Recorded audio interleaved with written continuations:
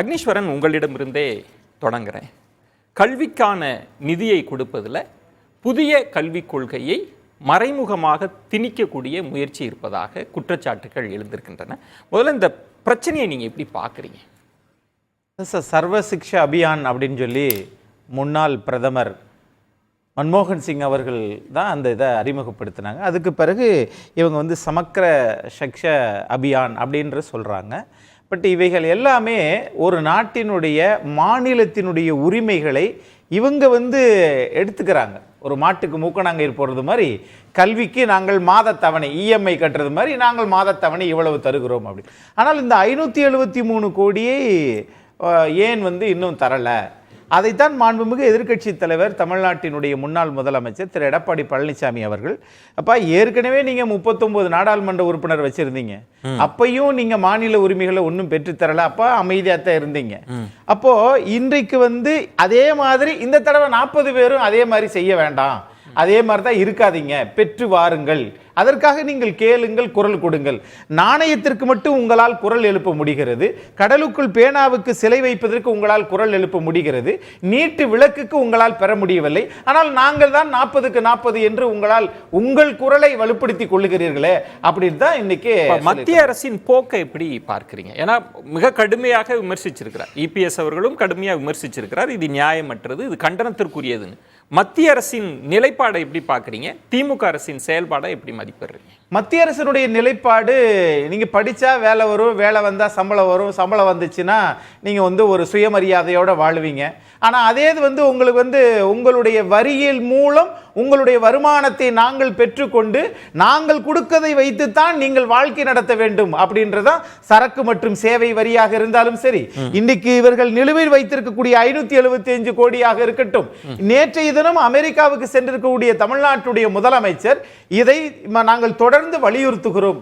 நீங்கள் வலியுறுத்துகிறீர்கள், ஆனால் உங்களுடைய அறிக்கையில கண்டனம் என்ற வார்த்தையே வரவில்லையே. அப்ப இந்த மென்மை போக்கு எதை காட்டுகிறது?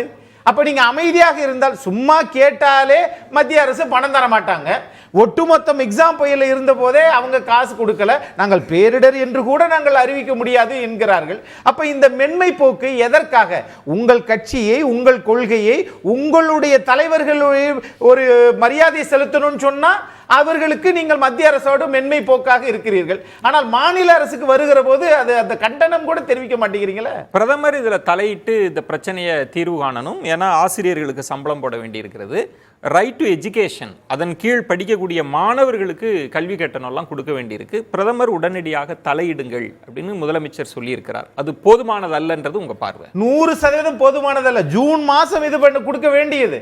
ஆனால் இதுவரைக்கும் நாங்கள் திராவிட மாடல் 40க்கு 40 என்றெல்லாம் மாறுதட்டக்கூடிய நீங்கள், இதற்காக நீங்கள் கல்வியில் 17 ஆண்டு காலம் நீங்கள் மத்தியில் இருந்திருக்கிறீங்க. கல்வியில மாநில பட்டியல இது பண்ணணும்னு சொல்லி இப்பதான் தெரியுதா உங்களுக்கு? 1976ஆம் ஆண்டு 42வது அரசியல் சட்ட திருத்தத்தின்படி மாநில பட்டியலில் இருந்த கல்வியை கொண்டு பொதுப்பட்டியல் சேர்த்தது அன்றைய காங்கிரஸ் அரசாங்கம். ஆனால் அதற்கு பிறகு தமிழ்நாட்டிலிருந்து அதிக நாள் மத்திய அமைச்சரவையில் இருந்தது திராவிட முன்னேற்ற கழகம். ஆனால் இப்பொழுதுதான் ராஜ்யசபா நாடாளுமன்றத்தில் தமிழ்நாட்டினுடைய ராஜ்யசபா உறுப்பினர் கேட்கிறார், இல்லை நாங்கள் கல்வியை மாநில பட்டியலுக்கு கொண்டு வர வேண்டும் என்று ஒற்றை தீர்மானத்தை அங்க முன்வைக்கிறாங்க. அப்போ எப்பையெல்லாம் உங்களுக்கு வாய்ப்பு வந்ததோ அப்ப நழுவ விட்டுறீங்க. கற்கே நன்றே, கற்கே நன்றே, பிச்சை புகினும் கற்கே நன்றே என்றார்கள். அப்போ இன்றைக்கு ஒரு ஆசிரியர்களுக்கு சம்பளம் கொடுப்பதே மத்திய அரசாங்கத்திடம் நாம இந்த அளவு கையேந்த வேண்டிய நிலைமை. கொடுப்பதாக சொல்லப்பட்ட ஒதுக்கிய பணம் இன்னும் வரல, வாங்கணும்ல, வாங்க தெரியணும்ல.